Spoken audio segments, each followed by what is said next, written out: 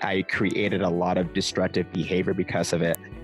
So I had ingested the psilocybin mushrooms, but I was actually just using them for my own personal use of trying to escape again. I felt this duality in a sense of this positive and negative coming from inside of me. And I felt this negative, almost this dark side happen as soon as my family shut the door and left me alone. I was only able to see where my current level of awareness was, which was in my past. I started to feel happy. I've got excited to wake up every day.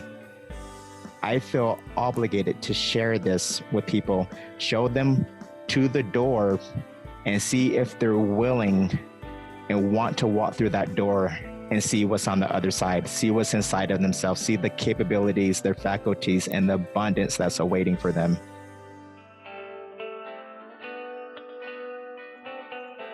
Hello, and welcome to the Jeffrey Eisen podcast. This podcast is about using spiritual wisdom, insights, principles, and practices to integrate and embody into your life in a practical way. My guests share their story of their spiritual journey, as well as how their spiritual beliefs, insights, and practices have helped them live a better life. Their life stories help others understand and accept life's challenging opportunities for learning, expansion, and growth. And my guest today on this episode of the Jeffrey Eisen podcast is Letroy Woods from a place very close to Salt Lake City in Utah. Welcome to the podcast, Letroy. All right. Thanks for having me, Jeffrey. Yeah. Now, Letroy and I met because of another guest on my podcast, Michelle Joy. And Letroy had heard that podcast, connected with me.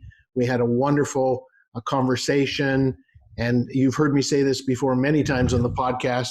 It's such a treat and a pleasure and an honor for me to connect with so many amazing people around the world because of this podcast.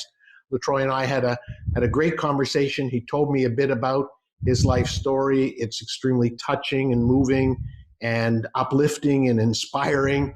And I suggested he'd be a wonderful guest on the show. And here he is. Letroy, why don't you tell the listeners a little bit about yourself and a little bit about your story?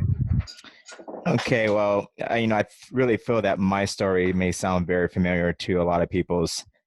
Growing up, my dad was in the Army. My mom was really the home Betty Crocker. She took care of the kids and all the cooking and all the stuff in the house.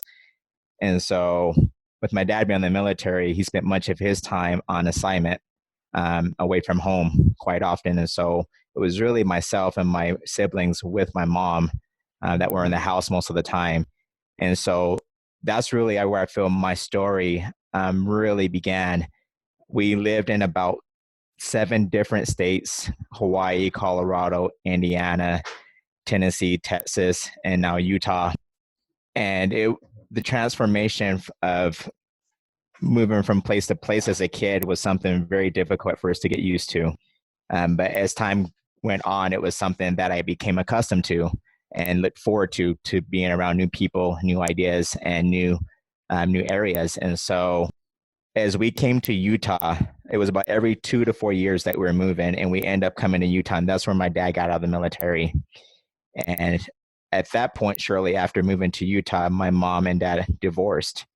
And that's where I started to get really good at storytelling, telling myself stories about things after my parents got divorced. I started to feel this disconnection with myself and the outside world after that divorce happened, almost as if it happened to me. And I didn't feel any connection with people after that. And so I took this feeling and these ideas of who I was telling myself who I was and the perception of how I looked at the world. I took that into being an adult, and I created a lot of destructive behavior because of it. As I progressed in my 20s, I was looking for, how do I connect? How do I find myself? And so through that process in my 20s, I ended up looking to drugs and alcohol. I looked went to many, many different relationships, went from job to job, looking for this answer, something that would make me feel good, something that would concrete this connection that I was looking for from the world. And so I never did find it in my 20s.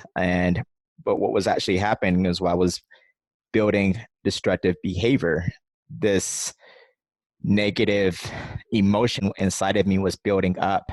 And so as I went into my 30s, my behaviors became a little bit more destructive. I got married in my late 20s, and I had these ideas about what marriage was supposed to be like, and it was something that was supposed to come from my spouse. My spouse was responsible for my happiness, and the behaviors that I took into our relationship were very destructive and hurtful. And so I went through my 30s and still trying to find, find myself, like, who am I? Who is Troy?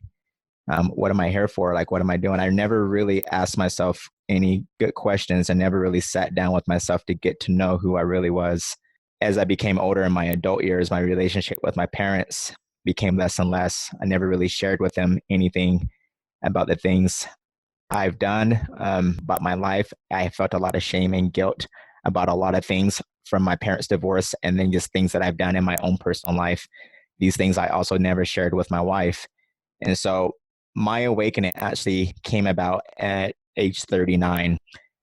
From about the time of probably 13 to 39 is where I got really good at storytelling and building these ideas of the world and the way how I saw things. And so October of 2017 was kind of the end for me. It was time for me to make a decision in my own life. And at that point, I was coming home after work. I was working a lot of hours, and I used work as a crutch to escape from my relationships and to escape from a lot of things. I just overworked myself, and it was a way for me to be away from everything and to not involve my mind in anything else. And so I was working 60 to 80-hour weeks. When I would come home, I was so overwhelmed with everything that I was doing, with so many hours of work and then everything else that I had to do when I came home, that I was too tired to give anything to myself. So I would continue to check out with other things, with like drugs and alcohol. But on this particular day in October 2017, I decided to take some mushrooms, spend the whole day with myself, and to kind of have just a day for myself. My family was going to have a day with some relatives that were coming in from out of town. And so I knew that I was going to have the whole house to myself for the day. And it was in that very moment that my awakening actually happened, because I had an experience with death that day. Tell us more about that experience with death. It sounds fascinating. So my family left, and it was almost esoteric in a way. It was the day before anything actually happened. It felt different. The day felt different. So as my family left that day, it was a cold winter day, but the sun was out. It was cold and hot at the same time. And I remember myself staring out the window and just kind of reflecting and kind of just taking in. It was snowing, but the sun was out. And I guess it was just beautiful just watching it snow. And I remember that very vividly, how that made me feel, and just kind of getting lost and watching the snowflakes hit the ground. But as my family left, I felt something happen. So I had ingested the psilocybin mushrooms, but I was actually just using them for my own personal use of trying to escape again. And as my family walked out that door that day, something happened when they shut the door. I felt this duality, in a sense, of this positive and negative coming from inside of me. And I felt this negative, almost this dark side, happen as soon as my family shut the door and left me alone. And so as I sat in my bed, I decided, okay, well, I'm just going to binge watch some Netflix, watch some shows. I had a bunch of snacks next to the bed. I'm just going to kind of binge watch some TV series and just hang out with myself all day long and just kind of just do nothing. But what began to happen is I began to fall into myself. And, I feel that part of this experience wasn't just because of the drugs, but it was also from the years of this self-neglect that I was doing to myself. The combination between the two put me in a position where I actually felt like I opened up this day for me to make a decision. I had never been really great at making decisions my entire life, but today would be the day, whether I wanted to live or whether I wanted to die. And so this happened over about a 6 hour span. I start, Letroy, let me interrupt you for a sec. Was taking your life something you contemplated before this day? you know what? It had crossed my mind in my 20s. Um, I had a hard time with the idea with my father not being around. And so in my 20s, it was something that I thought about, but I never actually planned it out. I didn't like, this is how I'm going to do it. This is what's going to happen. But it was something that was always in the back of my thoughts when I was alone. In my 30s, I never really thought about it much. But on this particular day, it seemed to surface back up again. Right, and in anticipation of this day alone with the mushrooms, what was your intention? Just to sort of have a day to string out and go into avoidance, or were you looking for something more out of the day? I was just looking to have fun. I was just looking to just let loose and to just not have a stressful day. And, and so drugs were kind of a crutch for me at the time. Right. It was a way for me to release and not feel stress. Right. So the fact that this darkness came up was very unanticipated. This was just supposed to be an escapism day and nothing too heavy and nothing too serious. But the way you are telling the story, it sounds like the universe had something else in mind. Yes, yes. And in retrospect, looking back on it now, I understand that all the things that were happening in my life, it was life's way of trying to get my attention. It was always trying to point me in the direction of me becoming who I'm supposed to be, but I never was able to see it. I was only able to see where my current level of awareness was, which was in my past. I was always looking at what happened yesterday, and that's where I lived in. Mm-hmm. So tell us more then about this awakening experience. So you're feeling this sense of darkness and despair, and then what? So, at first, when I first began talking about this, it was, I didn't share this experience with my family initially. It took me a couple months because I felt a lot of guilt and a lot of shame about the decisions I made that day. And then on top of it, it sounded just so far out there that like who would even believe the things I would be talking about. But as I began to lay in my bed about an hour into this experience, I started to fall into myself.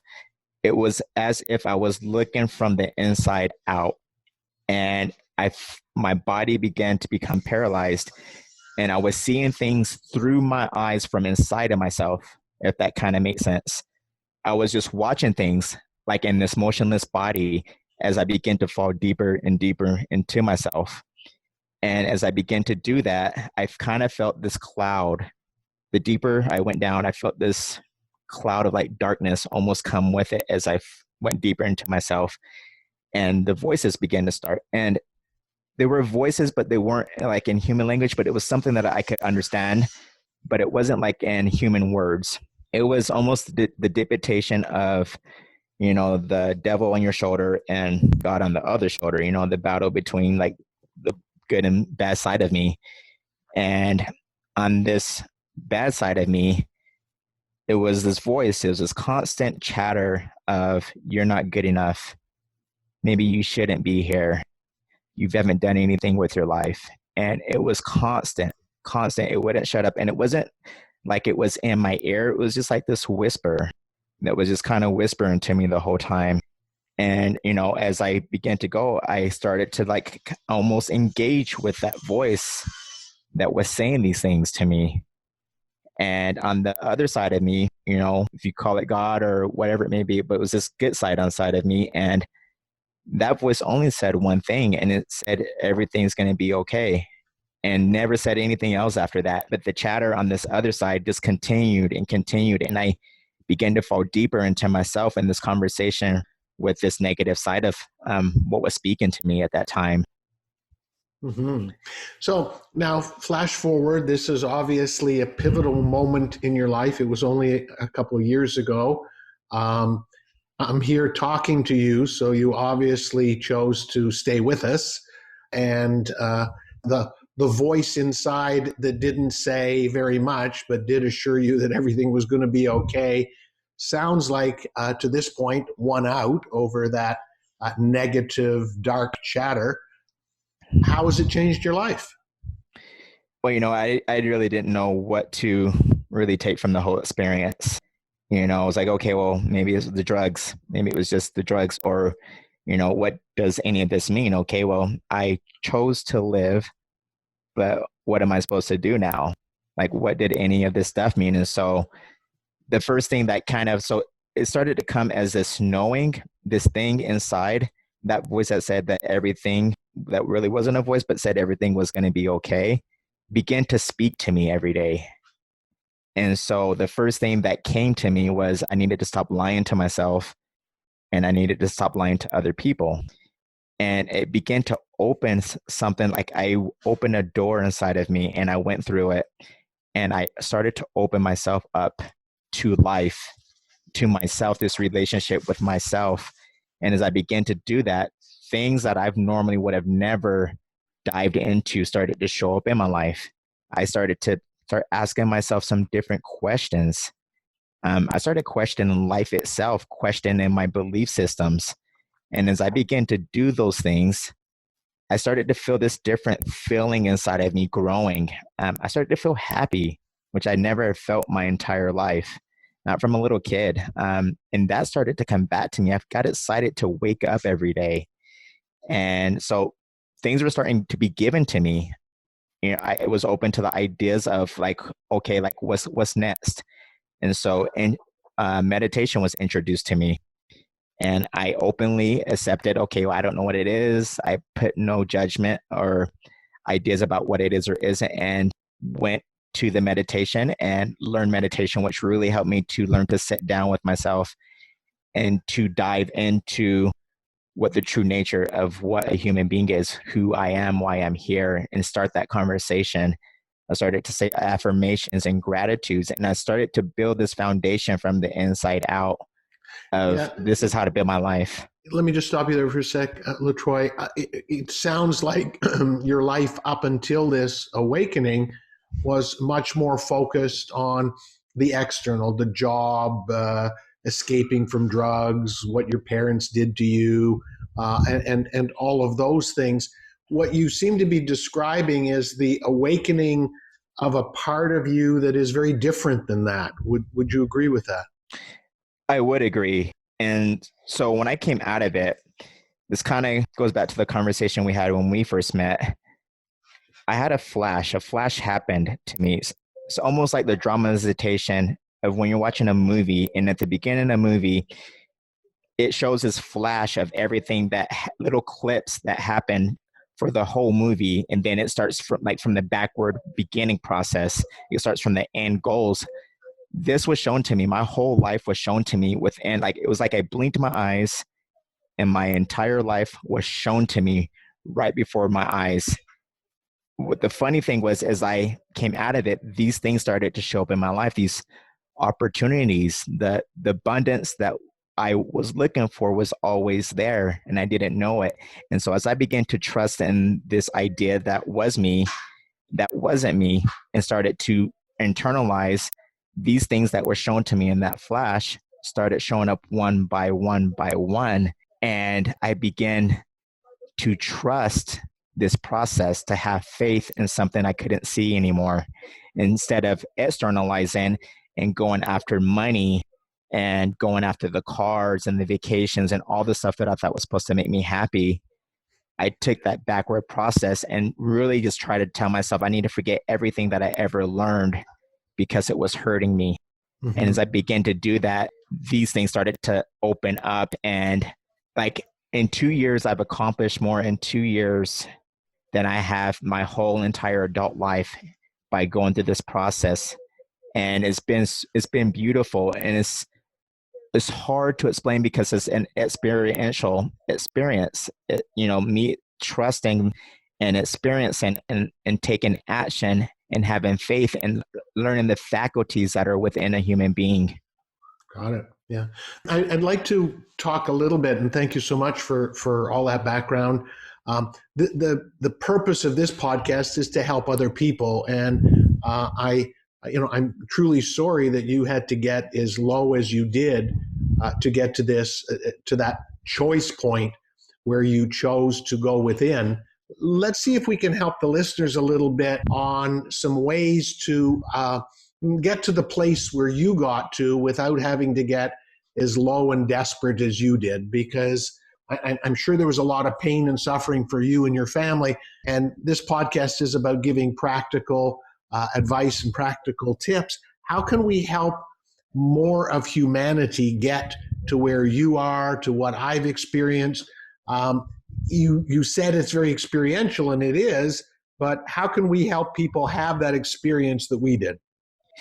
It's, I think, for people like yourself and myself and people who are showing people to this door, I believe it has to be taught at a level where people can understand the words that you're speaking, where they could feel what you're talking about. And so, you know, just recently, probably about 2 or 3 months ago, it really was given to me that this message has to be given in the way of how you would speak to a child, you know, to give this message so a 2-year-old, a 3-year-old, a 5-year-old can understand this message. It needs to be given that simple so that you could take these ideas, these suggestions, and apply them to your life and see them work little by little and start this conversation with yourself. So now when I have this conversation with people, is speaking and coming from a place as if I'm talking to a child and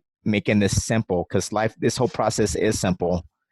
which, And which is so fascinating, isn't it? Because it's so multidimensional, it's so complex, it's so fascinating, and yet it's so simple. Those of us that have experienced it, it's hard to describe how something like what you're talking about, how you can change your own life, how creation, how manifestation works, and yet there's a beautiful simplicity to it.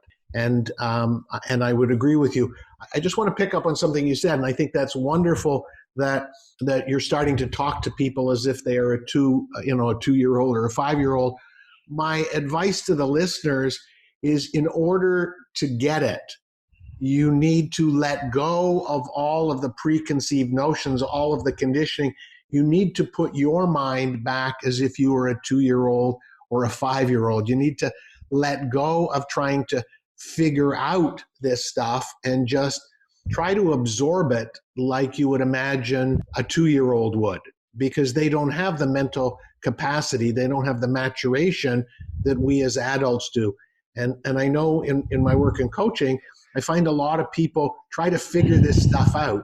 And if they try to listen with their adult brain, they're not going to get it. And so I think you're on to something really big, Letroy. It's up to us as the light workers to speak in the language as if we're speaking to a child, but it's up to the recipient to put themselves as if they were that child. Would you agree? I would agree, and you left something on my thoughts last time we spoke. We had ended our conversation with surrender. And so when we finished talking, it really kind of left something on me, because that was really the foundation of what happened to me through that experience. And that's where all the abundance in my own life showed up, was through surrender, and I never really truly understood what surrender was. So when we left our conversation last time, I actually meditated on it. I kind of went and dived into, okay, what is surrender? I kind of wanted to find the etymology of what the actual meaning, the vibration that comes from the idea of surrender.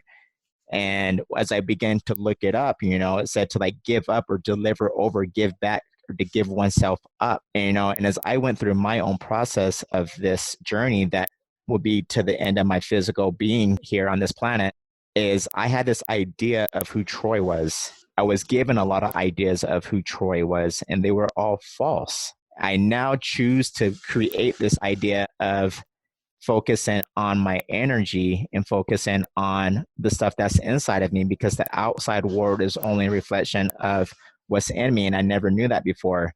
I had a lot of garbage, a lot of ideas, a lot of stuff in my head that were hurting me. and my family and the people I cared about. And I didn't know that. I thought they were happening from outside of me, but it was Mhm. all an internal process that I was doing all this stuff that could help me, but I was doing it in a negative way.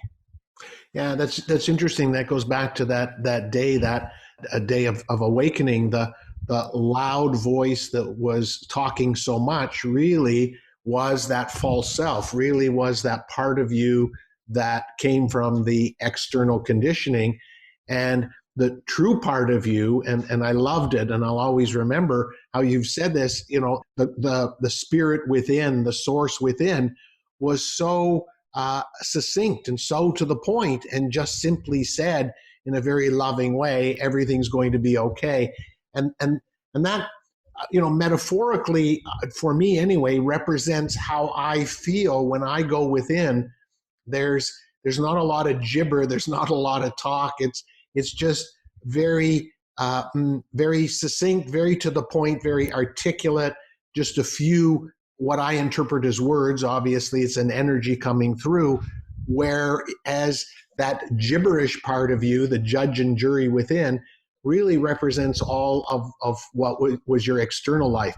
And so I see in your case, a lot of your process is peeling away those conditioned beliefs, reprogramming that voice that was full of negativity and judgment, so that the voice that you hear is more that source within. That's certainly the way I would interpret it. Would you concur with that? I would 100%. Mm-hmm. Mm-hmm. Uh, I'd like to go back because what I heard you say in when telling your story, a key pivotal turning point was your parents' divorce. And you have no idea how many people I talk to, how many of my clients have to deal with the split up of their parents. And I don't think we pay enough attention. I don't think there's enough support, because obviously the beginning of your downward spiral, based on how you told the story, was your parents' separation. Looking back after going through this awakening, after seeing life so much differently, what advice would you give to the younger version of you when your parents got divorced? I guess really was just to like love myself, to allow myself to express my feelings, to let out the things that were going on inside of me. At that time when I made that decision, like, is this a hostile world that I live in, or is this a friendly world that I live in? I chose that it was a hostile world. The feelings that I was feeling were so profound for me at that age, that I didn't see anything good in the world at that time. And so I built a belief system at that point, but I didn't have the tools to know how to talk with myself or anybody else. And so just being able to just love, just to be able to express myself, if it wasn't to my mom or dad, just to be able to talk to somebody and not allow that stuff to stay inside of me. Mm-hmm. How That would have been, old? Yeah, sorry. How old were you when your parents got divorced? I was 12, 13 years old. Wow, wow. Yeah, I think you're on to something. I think often what happens to young children when their parents get divorced is they really believe that they're not loved, and because they came into this world from a unison of two people, and they were brought in with the act of love. Often sexual intercourse is referred to as the act of love, making love. And so, how does a 12-year-old not interpret the fact that his parents splitting up is not about, about love for the child, for you? And so, I think you're absolutely right. Why wait until you're in your 20s or 30s or 40s, or in my case 50s, to begin the process of self-love? Why begin so late in life to learn that you do not need the love of anything outside of you? Because on that day of reckoning for you, you tapped in to the ultimate of love, the ultimate of unconditional love, the source itself. And so by tapping into that love, it replaced the void that you felt when your parents got divorced. So that was a whole bunch of years later, from 12 until 39 or 40, where you lived with this void of not feeling loved. Wouldn't it have been amazing if someone would have taught you how to love yourself? I don't think you would have gotten to the low point that you did. And, I would agree. And initially, excuse my language, but I was kind of pissed at first when I came out of my experience because I was kind of upset with myself that it took me so long to see what was right in front of me, that I had to put myself through all that suffering. I chose to suffer. And so it made me really upset initially, but then another feeling came after it, which was, I'm glad this experience happened. It's the best thing that ever happened to me. Not only that, but having chatted with you, I know that you are now dedicating your life to help others not wait that long. That your experience is a tremendous inspiration for you to help others, so they don't have to get to that deep place of suffering like you did. And so again, I feel really bad that you had to suffer the way you did, but I think you and humanity is rejoicing that you did, because now you are dedicating your life, and I know you're in the transition of doing so, to help other people. And I don't think that would have happened if you would have found that love when you were 12. If someone had helped you, it wouldn't have been nearly as dramatic. And so I really believe that some of the dramatic things that are happening to people in humanity at this time are for purpose. And that purpose is to make them wake up and realize that they can help others so they don't have to suffer like they did. I would agree with you, Jeffrey. I didn't realize it until that initial moment of my awakening, that the things that I were calling problems, the things that I called adversity, were all in my favor. It was this full circle of life that was building me to my greatness. Now, I would have loved to those things would have happened earlier in my life, but it helped me to reach my levels of greatness that life was trying to point me into. And those things needed to happen. And so I've learned to embrace all things that come into my life now. Everything is working in my favor. Everything. There are no problems unless I say there are. You're the boss, eh? You're the judge. If that's not a problem, it is not a problem. I love that. Yeah. I choose optimism. I choose optimism. It's interesting you talk about surrender, because after our conversation, I had a client come in and the topic of surrender came up. And the advice that I chose to give to her was, when we're dealing with things in life, stop for a moment and say, how would surrender handle this situation? And in order to retrain ourselves, because most of our conditioning is around being in control. And so therefore, surrender is something that's very foreign. And just like you took some time to reflect, and I certainly encourage our listeners to do the same, take some time and think about this concept of surrender. A lot of very left brain type A person would say that that's a sign of weakness. Those who have gone through some spiritual awakening would think that it's not that, but they're still not sure how to apply it in their everyday life. How do we apply surrender?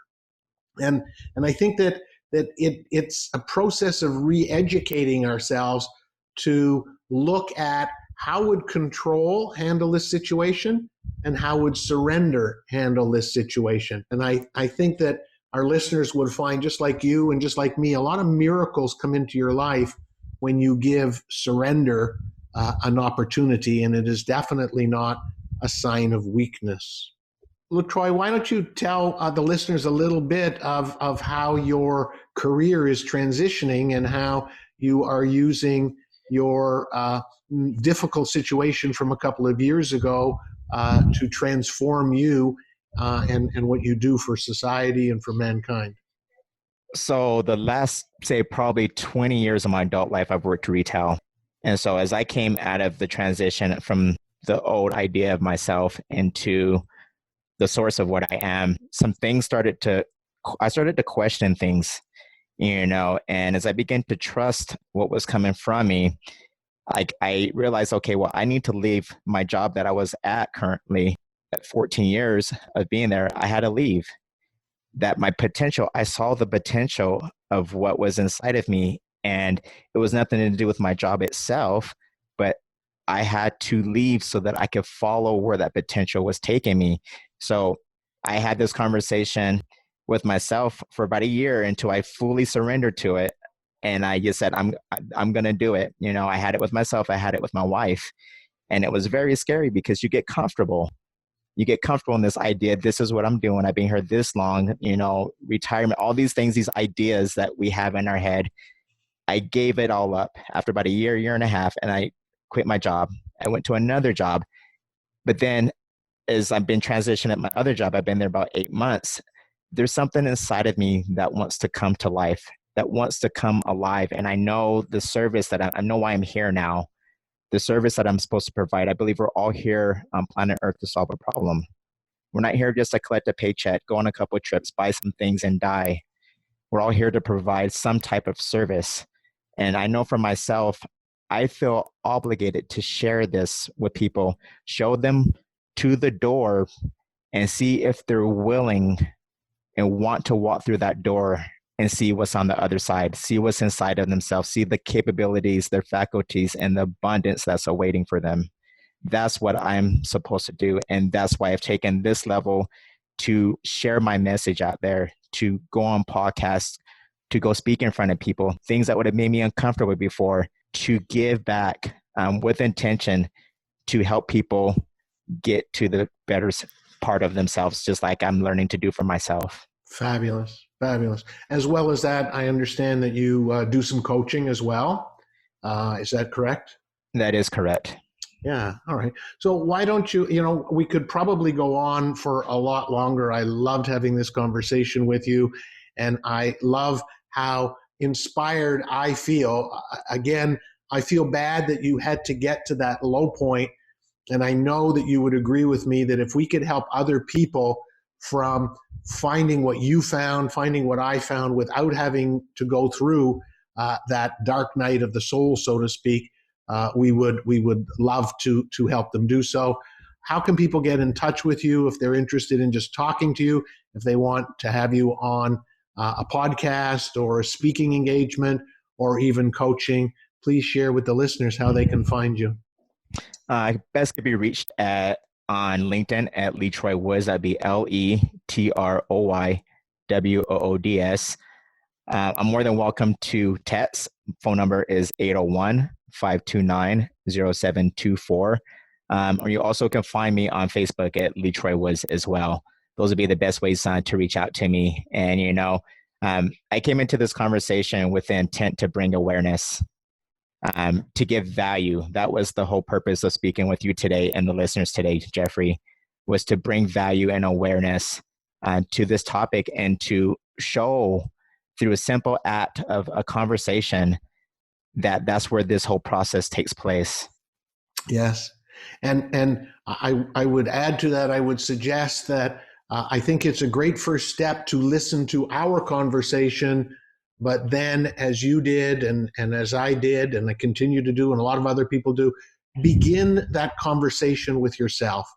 Begin that conversation with that part of you that has been here many times before. Begin that conversation with that part of you that is part of a higher power.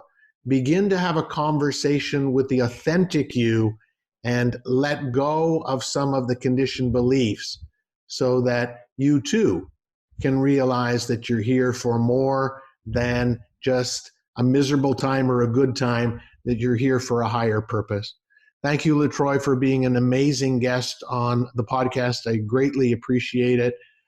Thank you, listeners, for tuning in. Once again, my name is Jeffrey Eisen.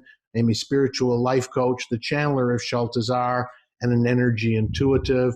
I appreciate you listening to our podcast. Please share it with your friends. It is so that we can have a greater conversation and change humanity. Thank you once again. Love and light to you all. Thanks, Letroy. All right. Thank you. And I extend my gratitude. Thanks. Take care.